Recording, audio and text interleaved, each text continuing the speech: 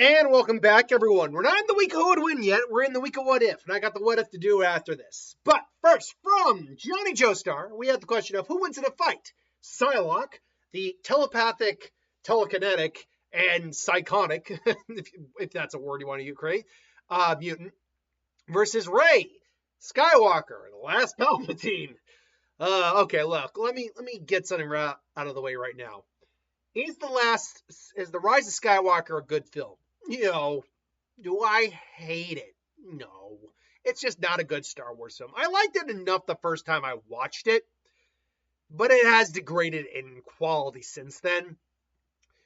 Now, I don't hate the Rey character either. I do think this character gets a lot of unnecessary flack because of just bad writing and character choices they made for her. And Daisy really got some flack too, but whatever.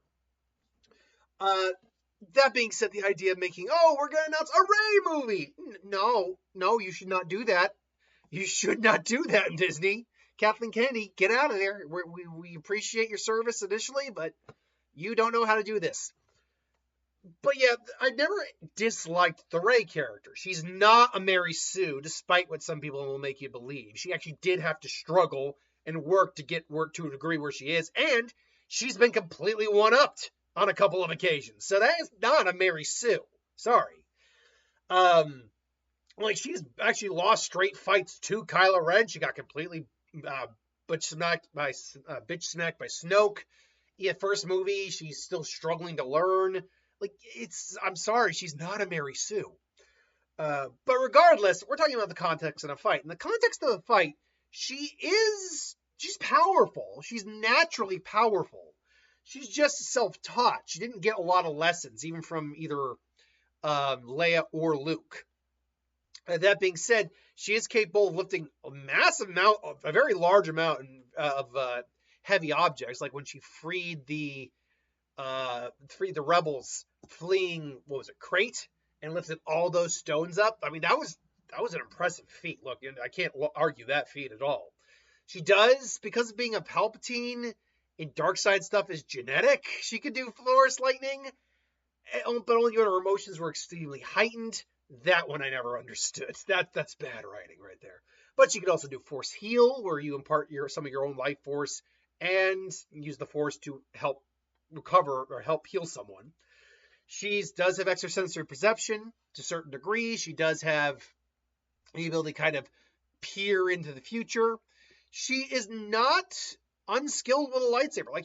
She has no formal style, but she's very unpredictable because she's lived her whole life as a not junker, but as a scavenger. So she has a very unorthodox and self-taught fighting style, but combined into a lightsaber, it does make for a decent fighting style nonetheless. She's also capable of, kind of reading minds, but mostly peering into people's thoughts only when certain connections are made.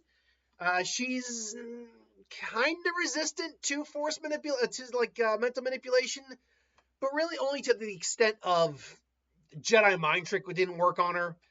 But otherwise, Snoke was able to easily peer into her mind.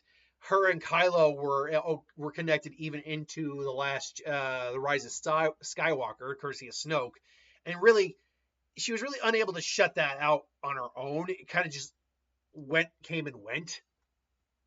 She's a solid pilot. She's a survivor. For all of her problems, she is a survivor. Psylocke is, I believe, English, if I'm not mistaken. An English, she's technically an assassin, but I don't believe that's what she actually does for, her job. Either way, she's a psionic. She has psychic and telepathic abilities. Particularly, telepathy is her strong suit, where she can peer in minds, shut people down, and she's actually able to turn her telepathic abilities into a psychic weapon. Now, apparently, recently she has also swapped bodies with Jean and therefore gained telekinesis as well. And she can create weapons from this as well, telekinetic weapons. Normally she does a sword, but she can also do a mallet, a mace, a crossbow. She can projectile herself. She can create shields. She's a less finite, she's not finite, that's the right term. She's less subtle where telekinetic abilities than someone like Jean was, and more just using it for like blunt force, or just not blunt force, but what's the word I'm looking for here? For direct attack or just direct applications. That's the better way to put it. She also wields a sword. Okay, so it's been shown as a katana before, but when she creates her telekinetic sword, apparently it takes the form more of a broadsword. But her psionic abilities are so dangerous that with a psionic weapon, if she hits you in the head, she could straight up kill you, like dead. That because it's targeting your actual mind, it's not doing physical damage, doing psionic damage. Which again, it's a concentrated blade of psionic energy from her telepathy targeting right into the mind. It can literally just insta kill you if you're not careful, or if you don't have a resistance. Like Logan wouldn't be easily killed by that because he's got like, I think, how do they put it? He's got psychic barriers in his brain plus psychic scar tissue that protects him from that. But someone who doesn't have normal resistances, that could straight out kill them. She's obviously capable of reading minds pretty effectively. Her telekinesis is still very dangerous, even if it isn't on par with someone more like Jean Grey. She is also a skilled hand-to-hand fighter. She's highly intelligent as well. These are two I can actually see a little bit of the resemblance, not just in like character. Although, I mean, Daisy Ridley playing Psylocke, is that even a good acting choice right there? You know, I'd have to see Daisy Ridley now because obviously she's grown, she's gotten older, she's aged up a bit. There's something there, I think, but the problem is, if I'm looking at like Daisy Ridley when she was doing these roles, she does have a little too young of a face for me. She's a woman, but she has a little too, like I said, young, almost like a girly, like a high school face. Like she's clearly a mature woman, but she's got the face of she's got a bit more of a baby face. I guess that's the best way to put it. She got a baby face. Now with that said, she could still age into it, I suppose. Not that I'm saying I'd want her as the MCU Psylocke. I'm just saying. Olivia Munn was actually at least a physically good likeness of Psylocke. But regardless, if these two met in a fight, how would this break down? Well, when it comes to telekinesis, Psylocke's got the edge, I think, in overall application. But in raw power, Rey's got the advantage. That stone boulder feat she had in The Last Jedi really kind of trumps a lot of what we know of Psylocke to have, at least currently. That's not to say, though, Psylocke is completely trumped at all.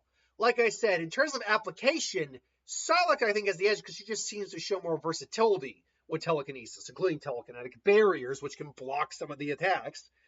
The ability to actually propel herself in flight, the ability to create telekinetic weapons. She's got the better kit when it comes to telekinesis, but in terms of raw power, Rey has that advantage. Unfortunately for Rey, I think that's really the only advantage she actually has. Because unless she accidentally throws Force Lightning at Psylocke, who very well could still possibly dodge it, Psylocke's got the better battle experience. So she's got more formal training in hand-to-hand combat. Not just hand-to-hand, but like saber-to-saber combat. Because she can make a telekinetic weapon, she can go toe-to-toe with a lightsaber. Even if her normal sword gets cut down, she can just make a telekinetic one and just be like, okay, let's keep going. Unfortunately, Rey's mind, while capable of resisting some mental attacks, is clearly not capable of resisting more powerful mental attacks, as we saw with Snoke. And we never really saw her go up against anyone else in terms of mental attacks apart from Kylo, and they were already connected. And she couldn't even turn the damn thing off. So, unfortunately, this all comes down to if and when Psylocke is able to get into her head and or get a killing blow with a psionic dagger or blade. Because if that happens, yeah, Rey doesn't have the ability to survive something like that. And I'll be honest, I'm not even sure she has the ability to fight off a straight-on telepath. Because when it comes to telepathy, at least from what we've seen demonstrated in these movies to go with Rey, you still are utilizing the Force. So it's a Force versus the Force kind of fight. Whereas that's not the case with most telepaths in any other continuity, really.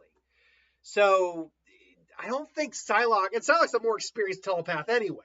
She's dealt with people who do have telepathic resistance before. So, unfortunately, I don't think the mild resistance Rey has would be enough.